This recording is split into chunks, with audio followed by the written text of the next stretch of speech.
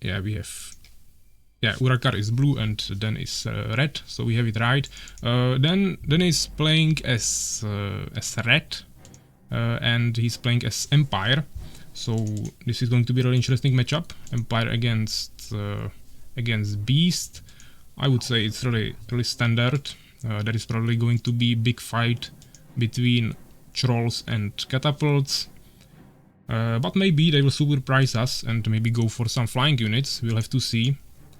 Pretty standard opener here, going for arena and stables. No quick expansion or anything.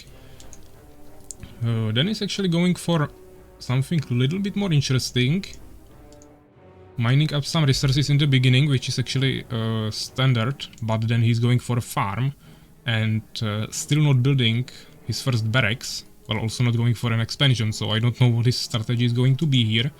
But of course barracks give you access to all other buildings and everything, so that's definitely something he wants to do and not just ignore it. But maybe he has some secret strategy that he's going to use. Let me actually check his resources, because I feel like, yeah, he's not spending them too well, but now he's going for the barracks. I don't think Urakaar will rush him with warriors or anything, but maybe this was really a little bit late. Yeah, but usually like the super early game is Empire is really strong, so rushing into it with beasts probably wouldn't work too well anyways. We can already see 11 minions on gold, which is quite unnecessary, so definitely one should already move away to either gems or trees or just build something. We can see a first warrior, already first Boron is finished, queued up minions, so maximum efficiency here. And everything here also looks fine. The only problem that I have here is that he is really just not spending his resources well, and he just has slayed barracks for kinda no reason. He's going for 2 peasants on gems, kinda instantly. Usually you just want to mine with 1 for a while. He's just going for 2 immediately. But he has his town hall quite far, so he will definitely want to put a 3rd peasant on gems anyways later. He finished his barracks, going to explore with peasant, still not making a single unit. Going for blacksmith, okay. One warrior is exploring here. I would say it's not a terrible idea to make blacksmith here, but I mean, what is he going to make? Usually you don't expect flying units from beasts, so making elven rangers doesn't really make sense. And they die super easily to trolls, so it's like not a good idea. And pikemans are of course really good against trolls, but definitely not a great idea against warriors.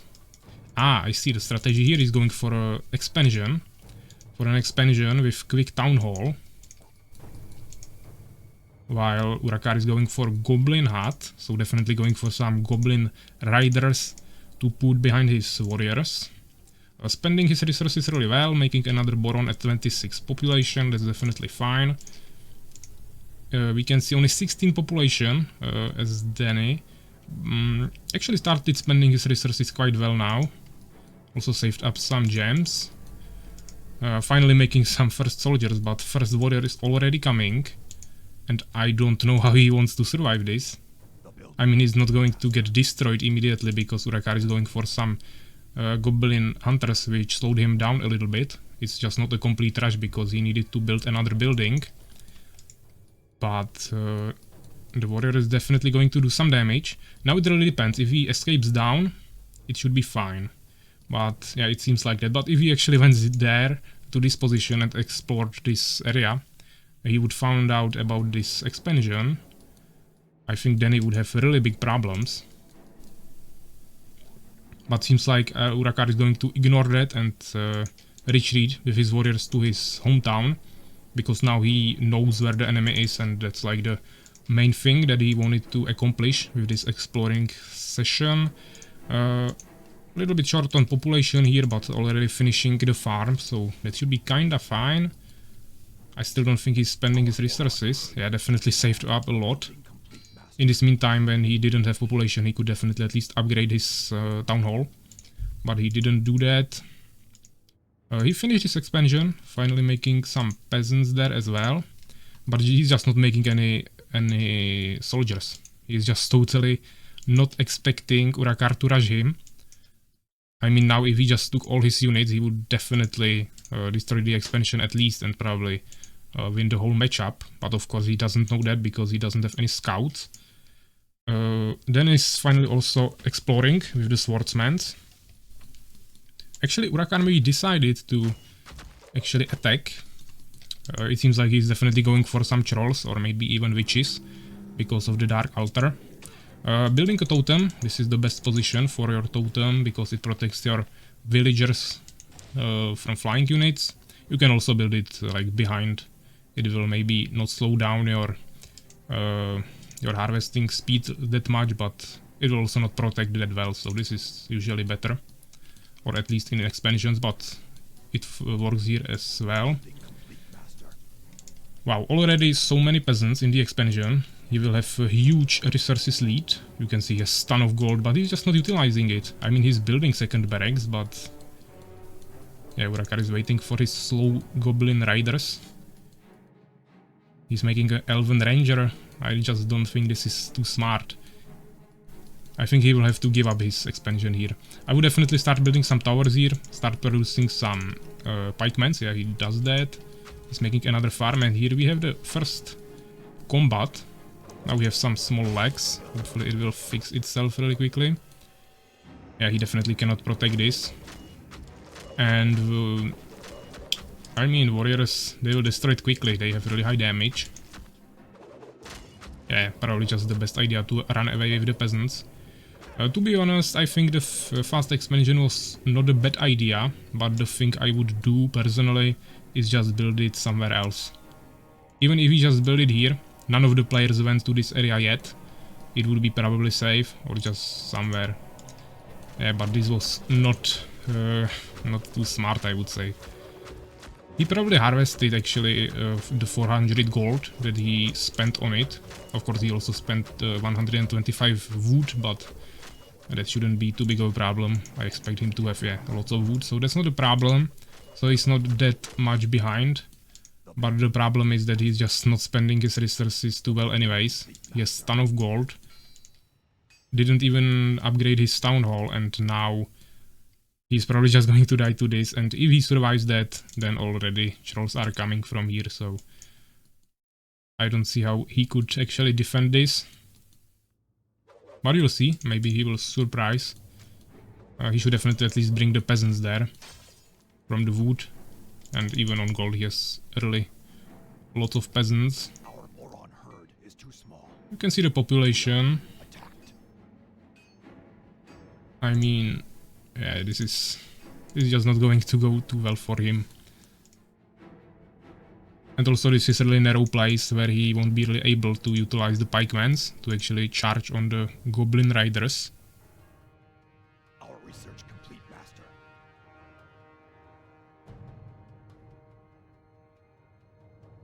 Yeah, I actually received a message from one of you in the chat. I can see it on my second screen to press F7 to see the resources. Which of course, I know that you can display the resources, but the problem is that with the full HD mode, it's kinda in the middle and it blocks the way to see everything. Of course, I can just show everything, so I don't need to click here to observe. So thanks for that, but overall I definitely don't want to keep it all the time up here, so it doesn't block the way. Yeah, but thanks me for reminding this option too, so I don't need to click on the player's vision all the time. You can see the formation here. Yeah, the main problem is here just this troll is going to destroy everything. I mean, it's also countered by the pikemans, but I don't see how he could just get through this small space and actually charge on the troll. Finally upgrading to stone keep, but it's a little too late, I would say. This is just going to die super quickly. And more units are coming all the way, so yeah. Here you can see the trolls just destroying the elven rangers. That's like the biggest counter. Building fourth barracks, definitely smart, but it's really too late. And yeah, good job. Probably going to leave now. He saved up lots of gems. That's usually not the case with human, because he usually spend it on priests or at least catapults.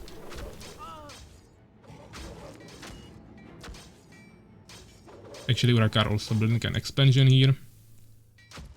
Just in case, of course, it doesn't matter anymore, but he was prepared for a longer game, and Danny eventually leaves.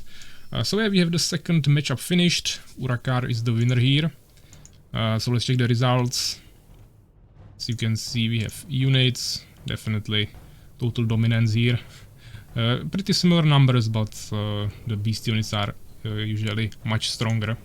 So you need to really pay attention to that in the beginning. And then we have buildings. Of course, Empire builds many more buildings thanks to farms, but overall destroyed one, lost one. Nothing too interesting here. We can actually see researches. This is really interesting. Then he was actually spending many resources on his researches, but it didn't help him in the end, of course. Yeah, so he harvested like 800 gold in the expansion. Or maybe he was harvesting a little bit faster in the main base because he had like 12 peasants there, which is not efficient because you need to pay for the 2 extra peasants. Yeah, 10 is optimal, but it will increase the speed a little bit, so maybe it also affected this a little bit, but overall probably mainly the expansion gave him this small lead. But you have to keep in mind that he spent 400 on the actual expansion. If he actually made some towers in the expansion immediately, he maybe would have defended it, because there were no trolls at that time, but he would still need to have at least like 3 more units and use the peasants and everything. Probably wouldn't work anyways for him. And then we have gems. He was still behind anyways, and would basically actually spend his same, and he harvested a little bit more. So yeah, this was the second matchup.